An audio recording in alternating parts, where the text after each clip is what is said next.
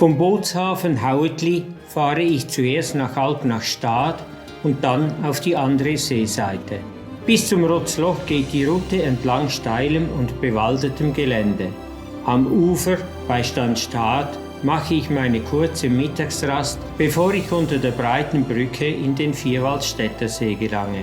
Beim Schifffahrtssteg quere ich den See nach Kastanienbaum, von wo ich wieder dem Ufer entlang an Horw vorbei nach Hergiswil gelange.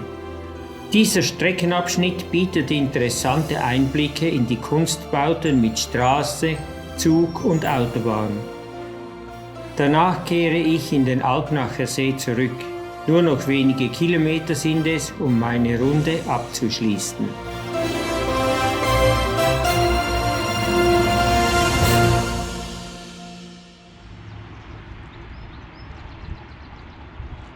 Direkt beim Bootshafen Hauetli gibt es Parkplätze und eine ideale Einwasserungsstelle.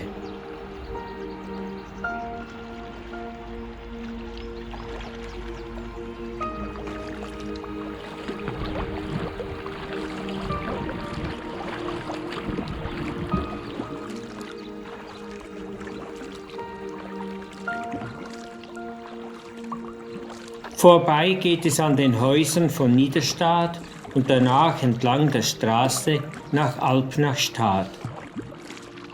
Bei Wikipedia finde ich folgende Beschreibung. Der Alpnachersee ist kein eigenständiger See, sondern ein Seitenarm des Vierwaldstättersees. Er liegt in den beiden Kantonen Nied und Obwalden und ist etwa 4,8 Kilometer lang und 1,4 Kilometer breit. Die Südflanke des Pilatusmassivs grenzt an das Nordufer. Insbesondere schiebt sich der Lopper wie ein Riegel zwischen Alpnachersee und die Horwer Bucht des Vierwaldstättersees.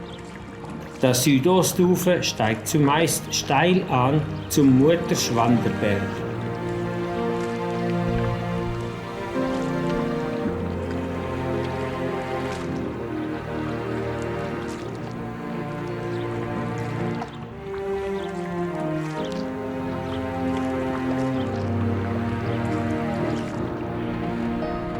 Heute bin ich wieder auf dem Vierwaldstättersee, genauer gesagt auf dem Alpnachersee. Der Alpnachersee wird meiner Meinung nach ein bisschen stiefmütterlich behandelt. Ob zu Recht oder zu Unrecht, ich weiss es noch nicht. Ich will es heute herausfinden. Das ganze westliche Ufer mit den Einmündungen der kleinen und großen Schliere ist als Naturschutzgebiet auch für Kajaks nicht zugänglich. Daher quere ich rasch möglich die Seeseite, um entlang dem Murterschwanderberg die wilde Natur zu genießen.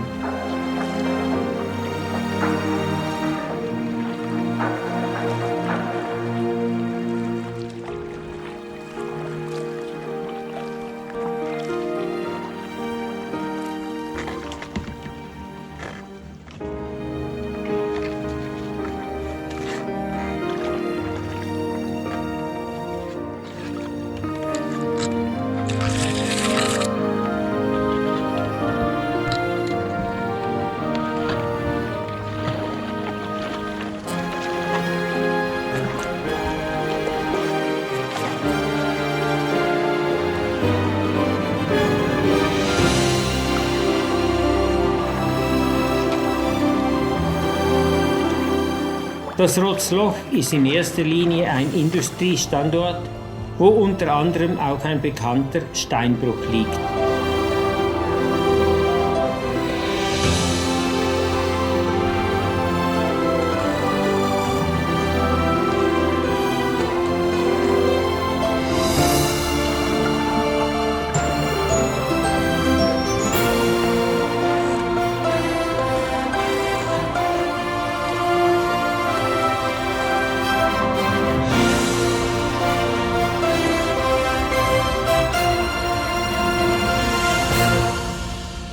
Bei Stadtstad mache ich eine Rast, um mich für die weitere Fahrt zu stärken.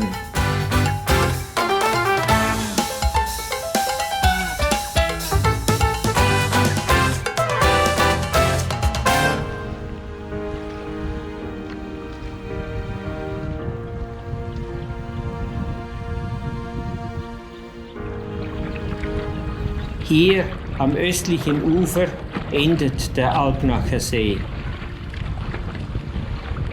Eine Seeenge, über die eine beeindruckende Brücke mit Straßen und Zug führen, bringt mich in den offenen Vierwaldstättersee.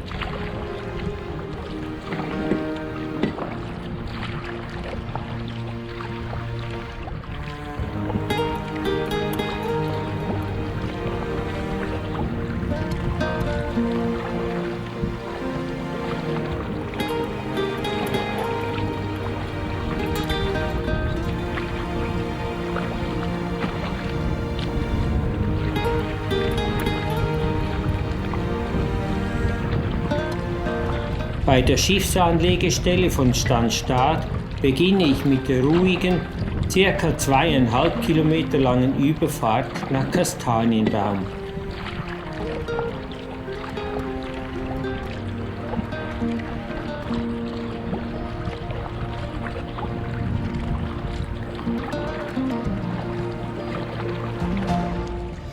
Oft mache ich auch einen Zwischenhalt, um die Position der Kamera zu verändern. Mit den verschiedenen Perspektiven hoffe ich, den Film abwechslungsreicher und sehenswerter zu gestalten.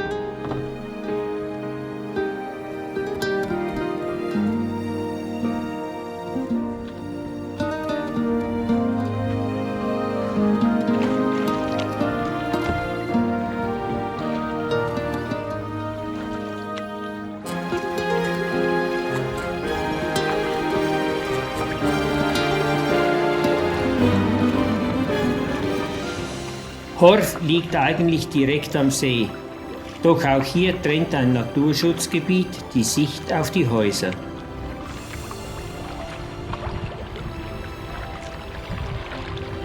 Mir scheint, dass hier eine Pipeline gebaut wird. Leider war niemand auf dem Schiff, den ich hätte fragen können.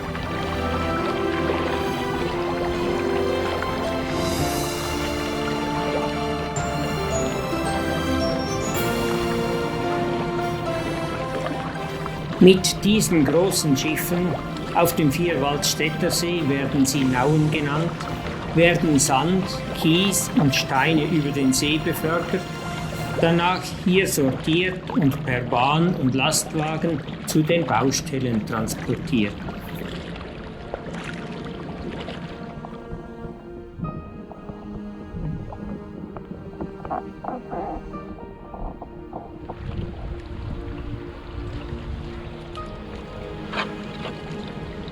Die Platzenge zwingt Ingenieure nach neuen Wegen zu suchen. Manchmal sind es Tunnels oder wie hier der Weg für die Schienen der Zentralbahn übers Wasser. Es ist beeindruckend, diese Kunstbauten einmal aus dieser Perspektive zu sehen und zu erleben.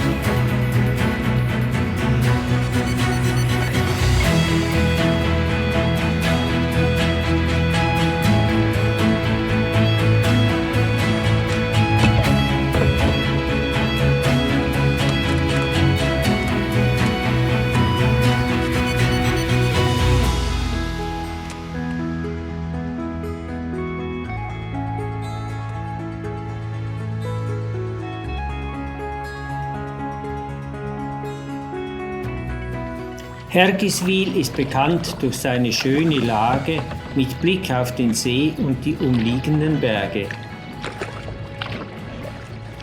Doch auch durch die Glacis Hergiswil, wo seit 1817 Glas geblasen wird. Ein Besuch durch das Museum und die aktive Glasbläserei kann ich sehr empfehlen. Diese Straße war früher ein wichtiger Bestandteil des Nord-Süd-Verkehrs. Seit 1984 übernimmt ein Großteil des Verkehrs der Lopper Autobahntunnel. Verblieben ist der rege Lokalverkehr zwischen Stans und Hergiswil.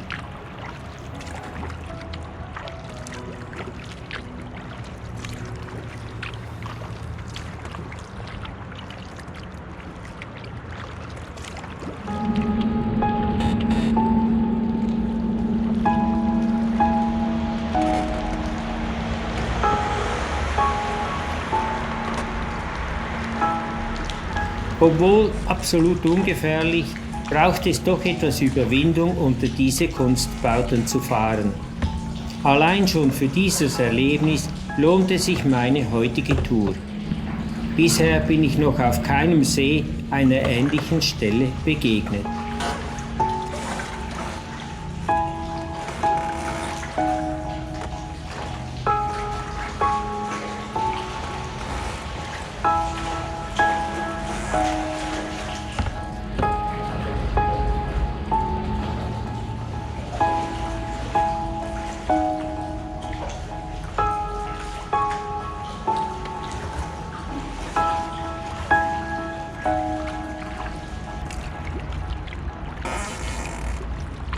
Durch die enge Verbindung und unter der Brücke für Straße, Zug und Autobahn gelange ich wieder in den Alpnachersee.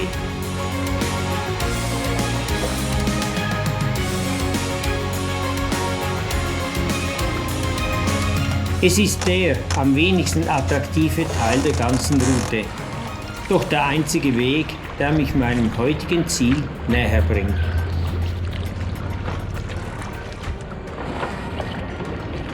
Bleibt noch meine Anfangsfrage zu beantworten. Wird der Alpnachersee zu Recht stiefmütterlich behandelt? Ich finde, dass auch dieser See durchaus seine Reize hat. Trotzdem glaube ich nicht, dass ich hier öfter zu finden sein werde. Hingegen die Horwer Bucht mit ihrer Vielseitigkeit hat mir sehr gut gefallen.